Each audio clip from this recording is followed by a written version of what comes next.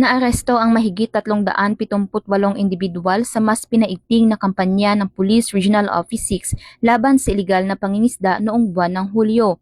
Ayon sa Pro-6, 219 na anti-illegal fishing operations ang isinagawa sa buong Western Visayas mula ika-1 hanggang ika-31 ng Hulyo taong kasalukuyan.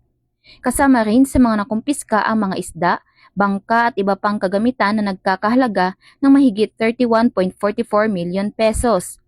Nanguna ang Iloilo Police Provincial Office sa dami ng mga naaresto at sa halaga ng mga nakumpiska, habang ang Antique Police Provincial Office naman ang may pinakamaraming isinagawang operasyon.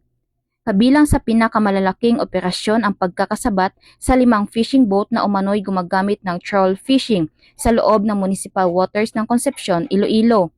5 boat captain ang naaresto at nakumpiska ang mga bangka, fishing gear at mga isda na nagkakahalaga ng mahigit 4 na milyong piso.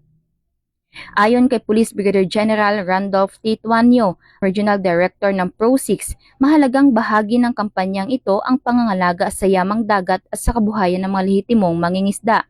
Patuloy namang hinihikayat ng Pro-6 ang publiko na makipagtulungan sa kapulisan sa pamamagitan ng agarang pag-uulat ng mga iligal na aktibidad sa karagatan bilang suporta sa bisyon ng PNP na bagong PNP para sa bagong Pilipinas, serbisyong mabilis, tapat at nararamdaman. Mula dito sa Police Regional Office 6, ako ang inyong PNN Correspondent, Patrolwoman Glidel Astrologo, alagad ng batas, tagataguyod ng Balitang Pulis.